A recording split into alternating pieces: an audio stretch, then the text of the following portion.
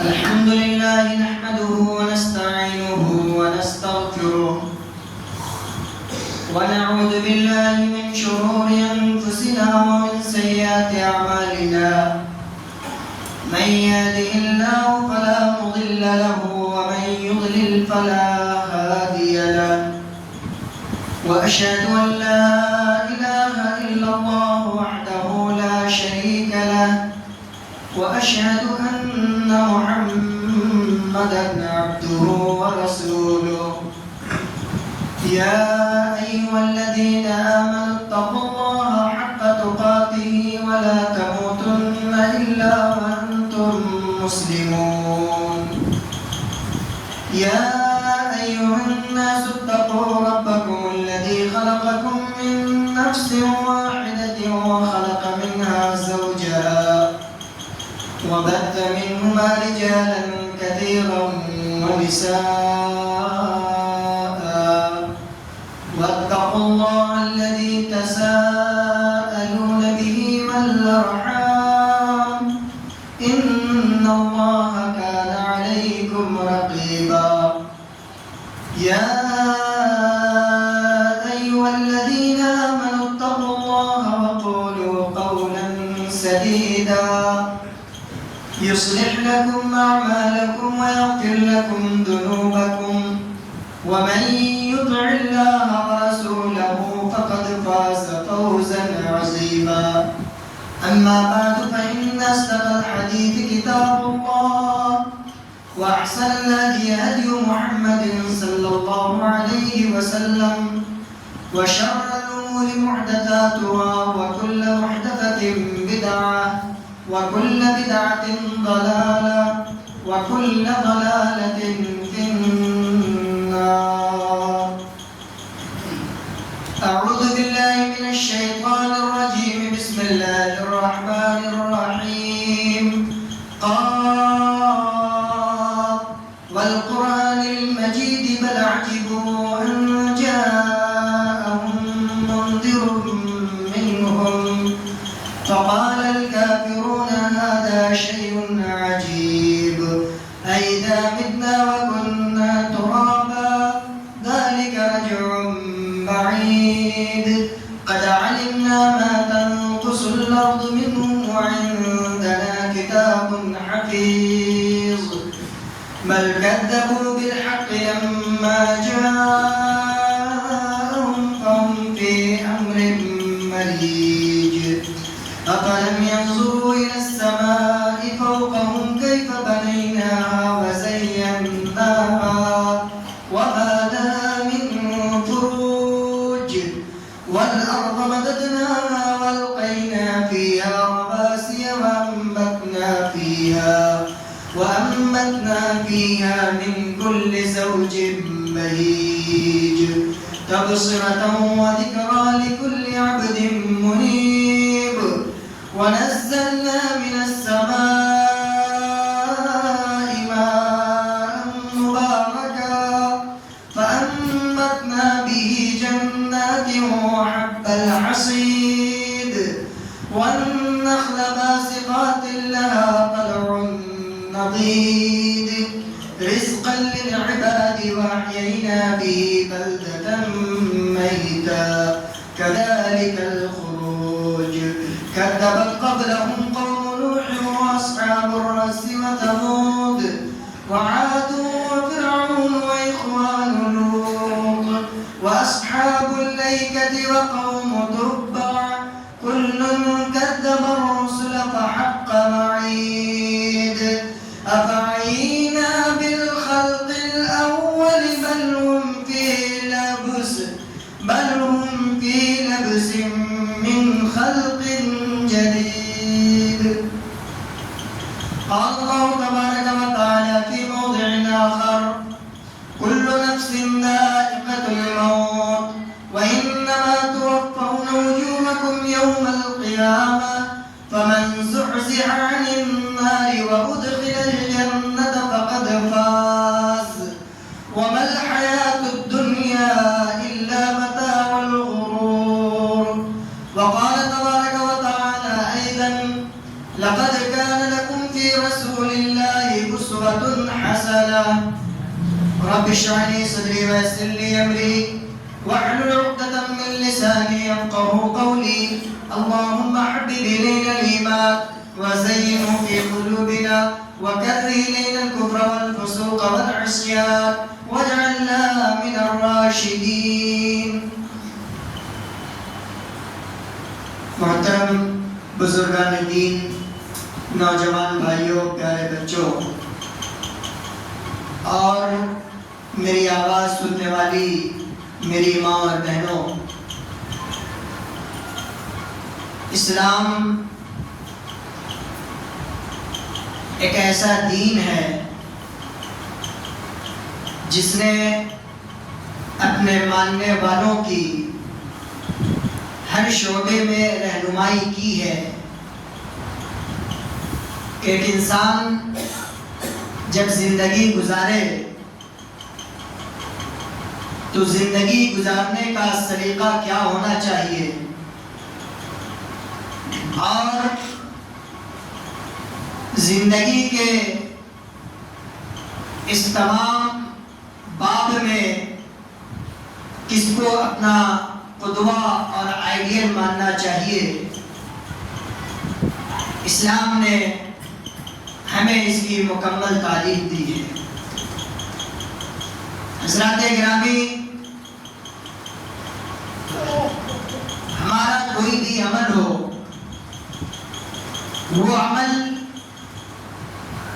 اگر قرآن و سنت کے مخالف ہے، وہ عمل رسول کریم صلی اللہ علیہ وسلم کی نبوی تعلیمات کے خلاف ہے، صحابہ کرام رضوان اللہ علیہم اجمعین کا اس پر عمل نہیں ہے،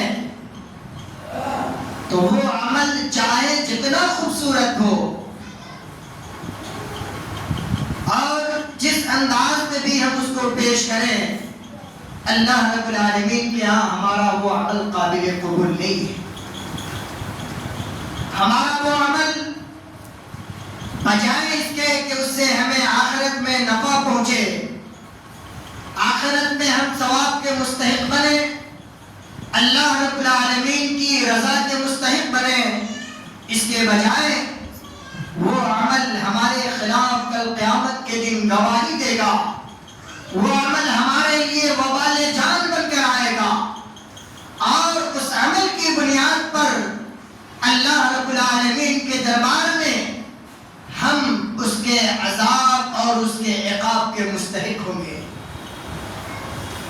اس لیے ہر مسلمان کو چاہے وہ جو بھی کام انجام دے، اس کام کے انجام دینے سے پہلے، اس کام کو کرنے سے پہلے ایک مسلمان ہونے کی حیثیت سے اس کی ذمہ داری بنتی ہے کہ وہ اس سلسلے میں دین کا منہج کیا ہے، اسلام کی تعلیمات کیا ہیں، اس سلسلے میں قرآن و سنت کا کیا پیغام ہے، اس کو اپنانے کی کوشش کرنی چاہیے۔ اور یاد رکھیں، ہمارا کوئی بھی عمل ہو، اس عمل میں اگر ہم کسی کو آئیڈیل تصور کرتے ہیں، کسی کو بطور دلیل اور حجت کے پیش کرتے ہیں کہ فلاں حاجی صاحب نے یہ کام کیا ہے، فلاں مولانا صاحب کو میں دیکھتا ہوں کہ وہ یہ کرتے ہیں، نہیں، وہ ہمارے لیے دلیل نہیں ہے، وہ ہمارے لیے حجت نہیں ہے۔ ہمارے لیے اگر حجت ہے کوئی چیز تو رب کریم کا فرمان قرآن کی آیتیں ہیں اور پیارے نبی صلی اللہ علیہ وسلم کی حدیث مبارکہ۔ اس لیے اللہ تبارک و تعالیٰ نے کہا، خاص طور سے مومنوں کو، مسلمانوں کو اس بات کی تعلیم دی کہ لَقَدْ كَانَ لَكُمْ فِي رَسُولِ اللَّهِ أُسْوَةٌ حَسَنَةٌ۔ اے لوگوں، اے کائنات میں بسنے والے لوگوں، تمہارے لیے اگر کوئی آئیڈیل ہے تو جناب محمد رسول اللہ ہے۔ تم اگر کوئی کام کرنا چاہتے ہو تو اس کام کے کرنے سے پہلے یہ دیکھ لو کہ محمد رسول اللہ صلی اللہ علیہ وسلم کا کیا عمل رہا ہے، ان کی کیا تعلیم رہی اس سلسلے میں۔ اگر وہ عمل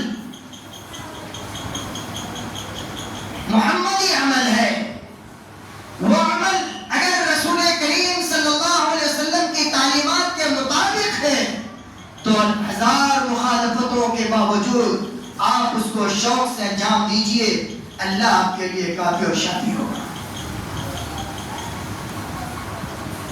میرے عزیزوں اور نوجوان بھائیوں، اس دنیا میں ہم اور آپ آئے ہیں،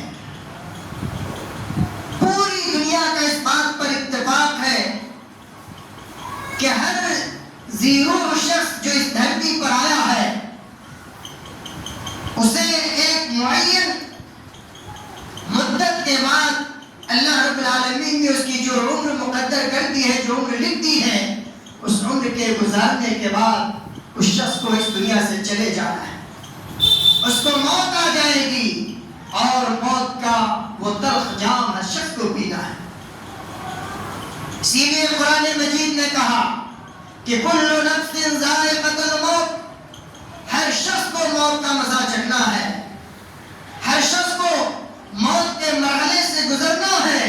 وَإِنَّمَا تُوَفَّوْنَ أُجُورَكُمْ يَوْمَ الْقِيَامَةِ، اور اے لوگوں، اے دنیا میں جینے والے لوگوں سن لو، جب تمہیں موت آئے گی، موت آنے کے بعد اس دنیا سے تمہارا رشتہ ٹوٹ جائے گا۔ وَإِنَّمَا تُوَفَّوْنَ أُجُورَكُمْ يَوْمَ الْقِيَامَةِ، کل قیامت کے دن تمہارے عمل کا تمہیں پورا پورا بدلہ دیا جائے گا۔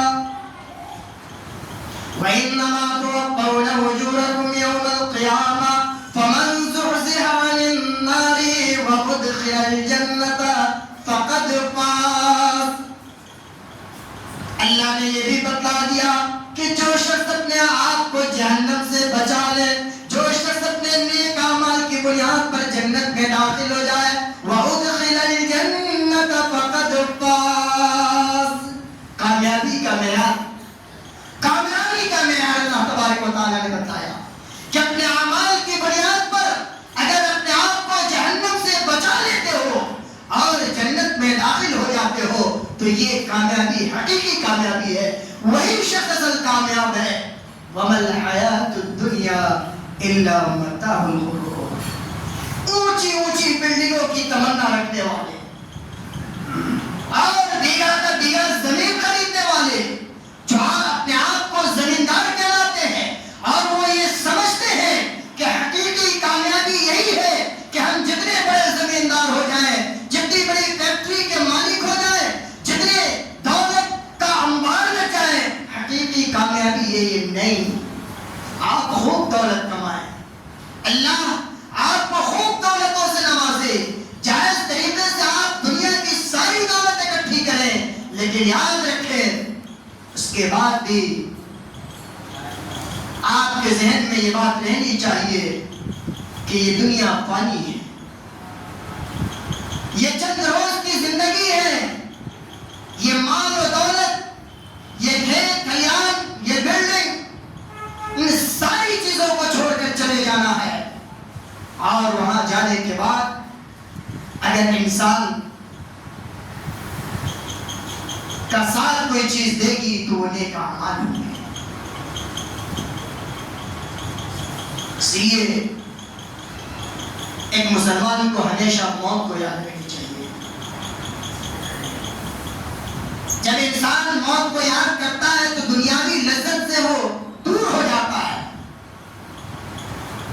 اسلام ہمیں اس بات سے نہیں روکتا کہ ہم دنیا نہ کمائیں، اچھا نہ کھائیں، اچھا نہ پہنیں، اسلام ہمیں اس سے نہیں روکتا ہے، بلکہ اسلام اس کی ترغیب دیتا ہے کہ اچھا کھائیے، اچھا کمائیے، لیکن ساتھ ہی ساتھ آخرت کو بھی یاد رکھیے، آخرت کو فراموش مت کیجیے، موت کو مت بھول جائیے، یہ مت سمجھیے کہ ہم امر ہو کر رہنے والے ہیں، اس دنیا میں ہم ہمیشہ رہنے والے نہیں۔ کل من علیہا فان ویبقى وجہ ربک ذو الجلال والاکرام، دنیا میں جتنے لوگ آئے ہیں، جتنی چیزیں آئی ہیں، جتنی مخلوقات ہیں، چاہے وہ پہاڑ ہو، دریا ہو، ندی ہو، نالے ہو، آسمان ہو، زمین ہو، انسان ہو، کوئی بھی ہو، ان ساری چیزوں کو فنا ہو جانا ہے، یہ ساری کی ساری چیزیں اس دنیا سے ختم ہو جائیں گی۔ کل من علیہا فان ویبقى وجہ ربک ذو الجلال والاکرام، مسلمانوں اگر کوئی چیز باقی رہے گی تو اللہ کی ذات ہے، اللہ کو موت نہیں آئے گی،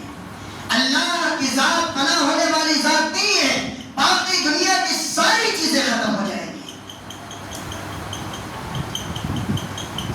انسان کی زندگی میں اس بات کی کوشش ہونی چاہیے کہ جب تک ہم زندگی میں ہیں، صحیح سلامت ہیں، اعضاء اور جوارح جب تک ہمارے ساتھ دے رہے ہیں، ہمارا کوئی عمل شریعت کے مخالف تو نہیں ہو رہا ہے، ہمارا کوئی عمل ایسا تو نہیں ہو رہا ہے کہ جس کی بنیاد پر اللہ کے غضب کے ہم مستحق ہو جائیں، جس کی بنیاد پر کل جب صاحب حوض کوثر امام الانبیاء جناب محمد رسول اللہ صلی اللہ علیہ وسلم کے ہاتھوں لوگوں کو کوثر کا جام عطا کیا جائے گا، کہیں ایسا تو نہیں کہ ہمارے اعمال اتنے خراب ہوں اور اتنے سیاہ ہوں کہ ہمارے اس سیاہ عمل کی بنیاد پر، ہمارے اس بدعملی کی بنیاد پر امام کائنات جناب محمد رسول اللہ صلی اللہ علیہ وسلم یہ کہنے پر مجبور ہو جائے کہ سحقاً سحقاً غیر بعدی، دور ہو جاؤ، بھاگ جاؤ، اس لیے کہ میرے آنے کے بعد میری شریعت میں اور میرے دین میں اس نے نئی نئی چیزوں کو جگہ دی تھی۔ ہم میں سے جب کوئی آدمی خلاف شرع کوئی کام کرتا ہے، شریعت کے مخالف جب کوئی کام کرتا ہے، آپ ٹوک دیجیے نا ان کو، ذرا سا کہہ دیجیے، لوگ اپنی علاقہ مسئلہ بنا لیتے ہیں کہ فلاں نے ہم کو ٹوک دیا، فلاں نے ہم کو یہ کہہ دیا، نیا پڑھ کے آیا فتوا دے رہے لوگ، نئے لوگ فتوا دے رہے، طرح طرح کی باتیں، جتنی منہ اتنی باتیں۔ میرے بھائیوں، آپ کو معلوم ہونا چاہیے کہ یہ علماء ورثۃ الانبیاء ہیں۔ اللہ کے نبی صلی اللہ علیہ وسلم نے کہا کہ انما العلماء ورثۃ الانبیاء، چاہے وہ کسی سیٹ کا بیٹا ہو یا کسی کمزور سے کمزور انسان کا بیٹا ہو، اگر اس نے شریعت کو پڑھا ہے، قرآن و سنت کو پڑھا ہے، نبی کی وراثت اس کو حاصل ہے، نبی کی وراثت کسی اور کو حاصل نہیں ہے۔ وہ شخص اگر اپنے فریضے کی ادائیگی کر رہا ہے تو ہمیں اور آپ کو اس کا شکر گزار ہونا چاہیے۔ اللہ کے نبی صلی اللہ علیہ وسلم کی کیا حالت تھی، اپنی امت کو کہا کرتے تھے کہ میں تمہاری کمر کو پکڑ پکڑ کر تمہیں جہنم میں جانے سے بچانا چاہتا ہوں، کھینچنا چاہتا ہوں۔ آج اللہ کا شکر ہے، ہمیں اپنے رب کا شکر گزار ہونا چاہیے کہ اللہ تعالیٰ نے ہمارے گاؤں میں، ہماری بستیوں میں، ہمارے علاقوں میں ایک سے علم و حکمت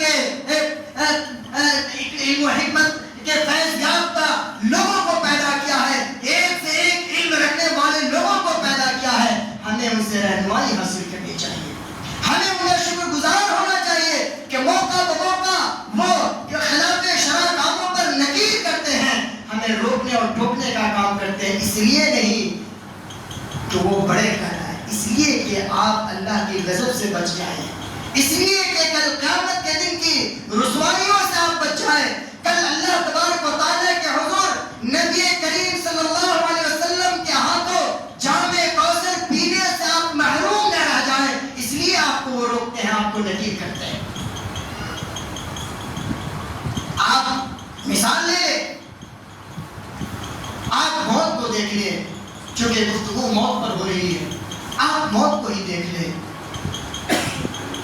کہ انسان جب حالت سکرات میں ہوتا ہے، نظر کے عالم میں ہوتا ہے، اسلام نے ہمیں کیا تعلیم دی؟ ایک مسلمان کی یہ ذمہ داری بنتی ہے کہ اپنے اس مومن بھائی کی جا کر زیارت کرے، اسے جا کر کلمہ طیبہ کی تلقین کرے، اس کے گھر والوں کا سہارا بنے، اس کے ساتھ اچھا سلوک کرے۔ ہم وہ نہیں کرتے، ہم موت کے قریب اگر کوئی بہت قریبی ہے تو چلے جاتے، ورنہ ہم تو بے نیاز ہیں، ہمارے پاس نہ دولت کی کمی، نہ عہدے کی کمی، کسی چیز کی کمی نہیں، ہم کیوں فلاں کے دروازے پر جائیں گے؟ جبکہ اللہ کے نبی صلی اللہ علیہ وسلم نے کہا کہ لقنوا موتاکم لا الہ الا اللہ۔ ایک مسلمان ہونے کے ناطے ایک مسلمان کی ذمہ داری بنتی ہے کہ جب کوئی مسلمان بیمار ہو اور بستر مرگ پر ہو، حالت نزا میں ہو، ایسے وقت میں جا کر اسے کلمہ طیبہ کی تلقین کرنی چاہیے۔ ہو سکتا ہے آپ کے تلقین بنیاد پر اس کی زبان سے آخری کلمہ جو نکلے وہ لا الہ الا اللہ محمد رسول اللہ ہو اور اس کی بنیاد پر وہ جنت کا مستحق ہو جائے۔ ہمارے اندر اتنی ہمدردی نہیں ہوتی۔ موت ہو جائے، موت ہونے کے بعد اسلام نے جو تعلیم دی ہے کہ اس کی آنکھوں کو بند کر دیا جائے، چونکہ روح جب نکلتی ہے تو نگاہیں اس کا پیچھا کرتی ہے۔ اللہ کے نبی صلی اللہ علیہ وسلم سے حدیث میں ثابت ہے کہ نگاہیں روحوں کا تعاقب کرتی ہے۔ اس لیے ایک مسلمان کو چاہیے کہ جب کسی مسلمان کی موت ہو جائے تو ہلکے ہاتھوں سے اس کی آنکھوں کو بند کرے، اسی طرح سے اس کے کفن دفن کا انتظام کرے، اس کے غسل کا انتظام کرے۔ یہ ساری چیزیں ہیں جو اسلامی تعلیمات کے مطابق ہونی چاہیے۔ ہمارا حال کیا ہے کہ جب ہمارے گھروں میں موت ہوتی ہے، محلوں میں موت ہوتی ہے، بجائے اس کے کہ اہل میت کو ہم جا کر تسلی دلائیں، اطمینان بخش کلمات کہیں، ہم بھی جا کر ان کے ساتھ رونا گانا چیخنا چلانا یہ وہ نوحہ کرنا، میرے اسلامی بھائی یہ ساری چیزیں غیر اسلامی چیزیں۔ اللہ کے نبی صلی اللہ علیہ وسلم نے کہا کہ لیس منا من ضرب الخدود وشق الجیوب ودعا بدعوى الجاہلیہ، صحیح بخاری کے الفاظ ہیں۔ پیارے نبی صلی اللہ علیہ وسلم نے کلیئر کر دیا کہ موت کے بعد اگر کوئی شخص اپنے رخساروں کو نوچے، اپنے گال کو نوچے، وشق الجیوب اپنے گریبان کو چاک کرے، ودعا بدعوى الجاہلیہ اور ایسی پکارے ایسی بات کہے جو جاہلیت کے الفاظ ہو، جاہلیت میں جو لوگ کہا کرتے تھے، اگر ایسا کوئی کرتا ہے تو پیارے نبی صلی اللہ علیہ وسلم نے کہا کہ لیس منا، وہ محمد رسول اللہ کی امت کا فرد نہیں ہو سکتا۔ وہ ایک انسان ہو سکتا ہے لیکن محمد رسول اللہ کا ماننے والا نہیں ہو سکتا۔ ہم اپنے گھر میں جب موت ہوتی ہے تو اس وقت ہم صبر کے دامن کو چاک کر لیتے ہیں، صبر کا مظاہرہ نہیں کرتے، جزا فضا کرنے لگتے ہیں، چیخنے چلانے لگتے ہیں، اب روزی روٹی کیسے چلے گی، فلاں یہ تھا وہ تھا۔ ٹھیک ہے، انسانی فطرت ہے کہ جب کسی عزیز کی موت ہوتی ہے انسان کو تکلیف ہوتی ہے، آنکھیں روتی ہیں، دل مغموم ہوتا ہے، لیکن ایسے وقت میں ایک مومن کا جو کردار ہونا چاہیے، ایک مومن کا جو طریقہ ہونا چاہیے وہ صبر ہے۔ اور پیارے نبی صلی اللہ علیہ وسلم نے اپنے بیٹے ابراہیم کی وفات کے وقت کہا تھا، جب پیارے نبی صلی اللہ علیہ وسلم کی آنکھوں سے آنسو بہ رہے تھے، صحابہ نے پوچھ دیا اللہ کے نبی صلی اللہ علیہ وسلم آپ رحمت للعالمین، آپ سید الانبیاء، آپ کی آنکھوں سے آنسو جاری ہو گئے، کیا کہا تھا پیارے نبی نے؟ کہا ان العین تدمع، بے شک آنکھیں روتی ہیں، آنکھوں سے آنسو جاری ہوتی ہے، والقلب یحزن، اور دل مغموم ہوتا ہے، ولا نقول الا ما يرضى ربنا، اور ہم وہی کہتے ہیں جس سے اللہ تبارک و تعالی راضی ہوتا ہے۔ وَإِنَّا بِفِرَاقِكَ لَمَحْزُونُونَ يَا إِبْرَاهِيمُ، اے ابراہیم میں تیری جدائی پر اشکبار ہوں، اے ابراہیم میں تیری جدائی پر مغموم ہوں، اے میرا بیٹا تو اس دنیا سے چلا جا رہا ہے، اے میرا بیٹا اس دنیا سے چلے جانے کے بعد میں بھی مغموم ہوں، لیکن میں صبر کر رہا ہوں، اللہ رب العالمین کے حضور میں صبر کا مظاہرہ کر رہا ہوں۔ مسلمانوں آج ذرا ہم اور آپ اپنا محاسبہ کریں کہ آج ہم میں کتنے ایسے لوگ ہیں جو ایسے عالم میں ایسی مصیبت کی گھڑی میں ہم صبر کا دامن پکڑے رہتے ہیں، جبکہ اللہ کے نبی صلی اللہ علیہ وسلم نے کہا انما الصبر عند الصدمة الاولى، ہم تو اس وقت خوب غیر شرعی کاموں کو انجام دیتے ہیں، یہاں تک کہ ہم تقدیر کو کوسنے لگتے ہیں، اللہ کو برا بھلا کہنے لگتے ہیں کہ اللہ کو ہم سے کیا دشمنی تھی، کیا اللہ نے ہمارے ساتھ ایسا کر دیا۔ پیارے نبی صلی اللہ علیہ وسلم ایک میت کے پاس جاتے ہیں اور دیکھتے ہیں کہ خاتون رو رہی ہے، چیخ رہی، چلا رہی ہے، اور ایسے موقع پر یاد رکھیے گا مرد تو صبر کا مظاہرہ کر لیتے ہیں، لیکن خواتین وہ اسلامی حدود کو فلاں دیتی ہیں، وہ اسلام کی کی تعلیمات کا پاسوں لحاظ نہیں رکھ پاتی. اللہ کے نبی صلی اللہ علیہ وسلم نے کہا کہ یہ کیا کر رہی ہے جزا فضا، یہ نوحہ، یہ چیخنا چلانا. اس عورت نے کہا کہ آپ کو کیا معلوم کہ میرے اوپر کیا مصیبت پڑی ہے. بتلانے والے نے بتلایا کہ پوچھنے والا کوئی اور نہیں، محمد رسول اللہ ہے. اس عورت کو ہوش آیا، اس نے کہا کہ اللہ کے رسول، میں توبہ کرتی ہوں، میں جزا فضا نہیں کروں گی.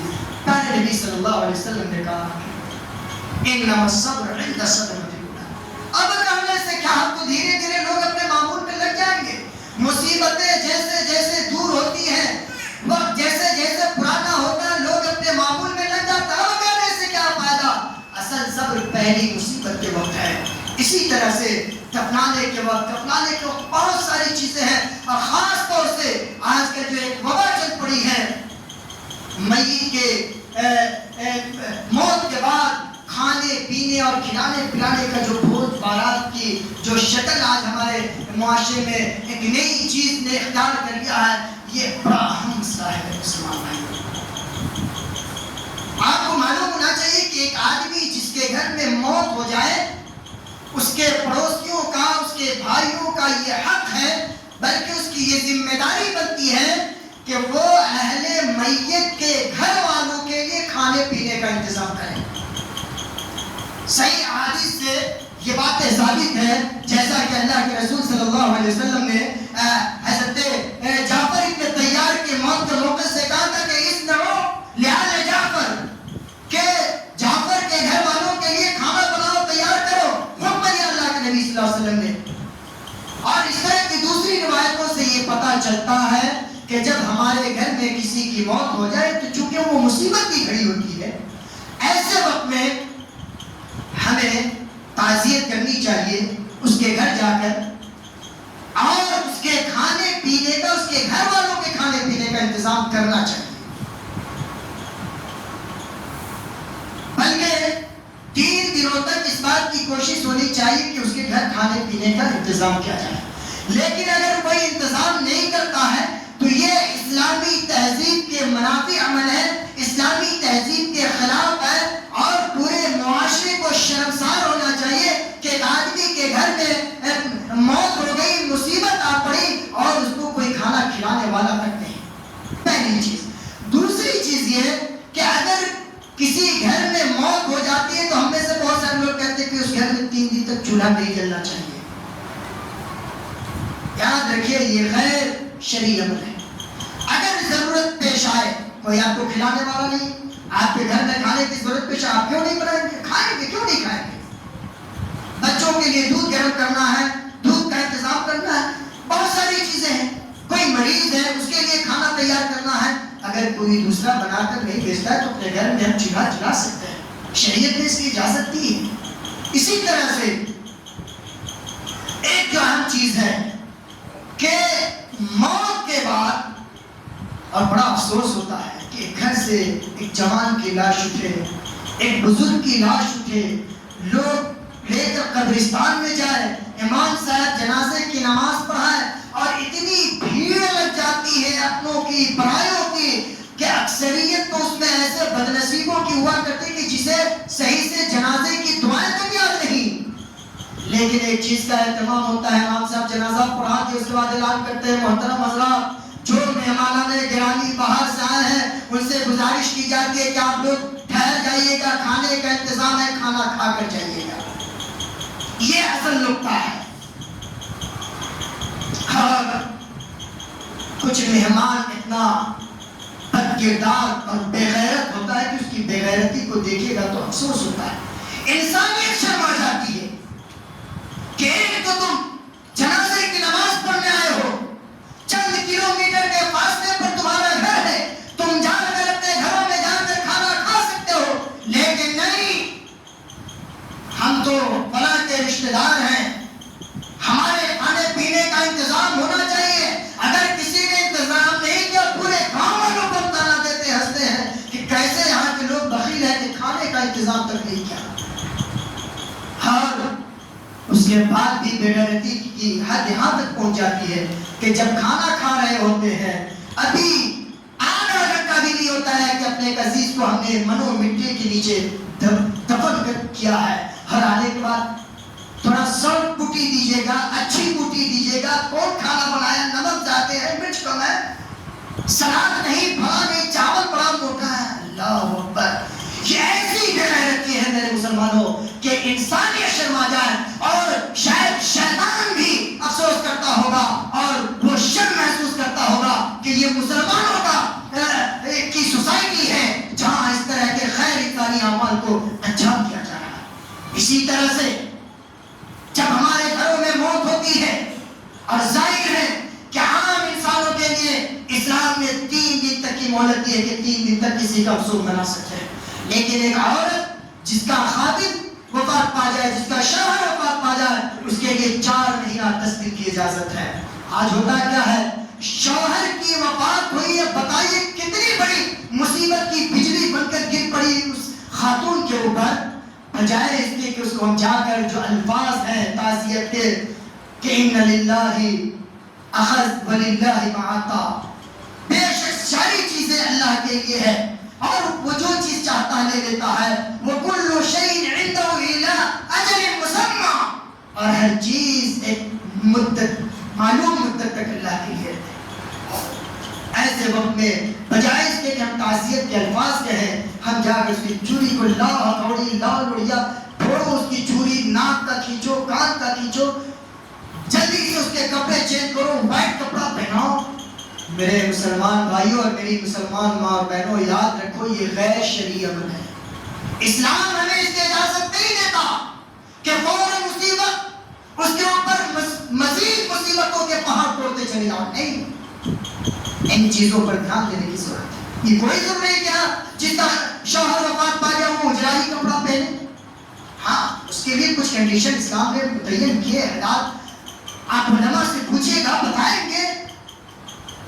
لیکن فوری طور پر اس وقت اس کے ناک کان کا چھیننا, کھینچنا اور اس کی چوڑی کو توڑنا, یہ سب غیر شرعی عمل ہے. اس سے ہمیں اور آپ کو بچنا چاہیے, اس سے ہمیں اور آپ کو بچنا چاہیے. بلکہ ایسے وقت میں ہمیں اپنے مسلمان بھائیوں کے گھر جا کر تعزیت کے الفاظ کہنے چاہیے. اسی طرح سے جنازے کی جو دوسری دعائیں ہیں ان دعاؤں کے ذریعے بھی انسان کو جا کر تعزیت کرنی چاہیے. اور یہ کوئی ضروری نہیں کہ صرف 3 دن کے اندر ہی جا کر کے تعزیت کریں. بہت سارے لوگ آ کر کے بنا ضرورت گھر میں بیٹھے رہتے ہیں, بیٹھے ہوئے ہیں. بھائی, ایک آدمی کے گھر میں موت ہو گئی, اب اس کے گھر کو خالی کیجیے تاکہ اس کی جو دوسری ضروریات ہے وہ اپنی ضروریات کی تکمیل کر سکے. یہ اسلام کا طریقہ ہے. ہمیں گھر کو خالی کرنا چاہیے, دوسرے لوگوں کو موقع دینا چاہیے, اور دوسرے لوگ بھی جب آئے ان کے ساتھ اظہار ہمدردی کریں, سب کچھ کریں. لیکن پھر پورے کر فلاں کی موت کیسے ہو گئی, جبکہ ساری چیزیں معلوم ہوا کرتی ہے. لیکن پھر دوبارہ پوچھ کر مزید میت کے گھر والے کو زخم کو ہرا کیا جاتا ہے. اس لیے میرے بھائیوں, ان ساری چیزوں سے ہمیں بچنا چاہیے. اور ایک بار پھر میں آپ کو کہوں گا کہ وہ کھانا کھلانے کے تعلق سے جو چیزیں ہیں جو رائج ہو رہی ہیں, یہ تقریباً ہر گاؤں میں یہ وبا پھیل رہی ہے کہ لاؤ دے چڑھاؤ. بھائی, پہلے تو یہ ہونا چاہیے کہ میت کے اوپر کسی کا قرض ہے, کیا ہے, اس کے بعد بچوں نے اس کے لیے بہترین انتظام کیا یا نہیں کیا, اس کے کفن اور دفن کا انتظام میں لگنا چاہیے. ہم اس کے کھانے پینے کے انتظام میں لگ جاتے ہیں. اور یاد رکھیے, یہ ایسا عمل ہے کہ جس عمل کی بنیاد نہ تو قرآن میں ہے اور نہ سنت رسول اللہ میں ہے. اور میں کہتا ہوں, میں آپ سے کہتا ہوں کہ کوئی بھی آدمی جو اس عمل کو انجام دیتا ایک دلیل کو لا کر کے دے دے قرآن و سنت سے, میں اپنی بات سے رجوع کرنے کے لیے تیار ہوں.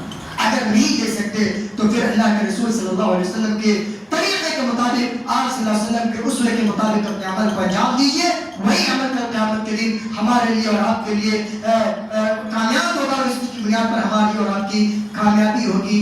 وگرنہ پھر سوائے خسران, گھاٹے اور ندامت کے اور کوئی دوسری چیز ہمیں حاصل نہیں ہوگی. دعا ہے رب العالمین سے کہ اللہ تبارک و تعالی ہم سب کی حفاظت فرمائے, ہمارے دین کی حفاظت فرمائے. اللہ تبارک و تعالی ہمارے اعمال کی حفاظت فرمائے. اللہ تبارک و تعالی ہم سب کے اندر اتباع سنت کا جذبہ کوٹ کوٹ کر بھر دے. اللہ رب العالمین ہم سب کو اس لائق بنائے کہ ہم کوئی بھی عمل انجام دے تو اس عمل میں پیارے نبی صلی اللہ علیہ وسلم کی سیرت طیبہ کو تلاشے, آپ صلی اللہ علیہ وسلم کی تعلیمات کو تلاشے. اللہ تبارک و تعالی پوری پوری دنیا کے مسلمانوں کی پریشانیوں کو دور فرمائے. اللہ رب العالمین جہاں کہیں بھی مسلمان پریشان حال ہے, چاہے وہ غزہ کی سرزمین پر ہو, فلسطین کی سرزمین پر ہو, یا دنیا کے کسی بھی خطے میں, اے اللہ ہمارے ان مسلمان بھائیوں کو کی حفاظت فرما مولا. اے اللہ جو بھوکے پیاسے ہیں, اللہ ان کے بھوک و پیاس کی شدت کو تو کم کر دے مولا. اے اللہ ان کے لیے تو بہترین غذا کا انتظام کر دے مولا. اے اللہ جو بیمار ہیں انہیں شفا کاملہ عاجلہ عطا فرما دے. اے اللہ جو اس دنیا سے جا چکے, اللہ ان کی قبروں کو نور سے بھر دے مولا. اللهم اغفر لنا وللمؤمنین والمؤمنات والمسلمین والمسلمات. اللہ تو ہم سب کی مغفرت فرما دے مولا, ہم سب کو بخش دے, ہمارے مردوں کو بخش دے مولا. اللهم اغفر لنا قبل الموت. اے اللہ موت سے پہلے ہم سب کی بخشش فرما دے مولا. اللهم ارحمنا عند الموت. اے اللہ موت کے وقت ہم سب کے اوپر تو رحم و کرم کا معاملہ کرنا مولا. اے اللہ ہم سب تجھ سے حسن خاتمہ کی توفیق مانگتے مولا. اے اللہ ہم سب کی جب موت ہو تو ہماری زبان پر کلمہ توحید لا الہ الا اللہ جاری ہو مولا. اے اللہ جو کاروباری ہیں ان کے کاروبار میں برکت عطا فرما مولا. اے اللہ ہمارے ملک کی حفاظت فرما, ہمارے مسجد اور مدرسے کی حفاظت فرما. اے اللہ ہمارے نوجوانوں کی حفاظت فرما. اے اللہ ہمارے مسلم معاشرے میں جوانوں کی اور مرد و خواتین سبوں کی ایمان و یقین کی حفاظت فرما مولا. اے اللہ سب کو توحید پر قائم و دائم رکھ مولا. آمین وآخر دعوانا ان الحمدللہ رب العالمین. بارک اللہ لنا ولکم فی القرآن العظیم ونفعنی وإیاکم بالآیات والذکر الحکیم. انه تعالی جواد کریم ملک بر رؤوف.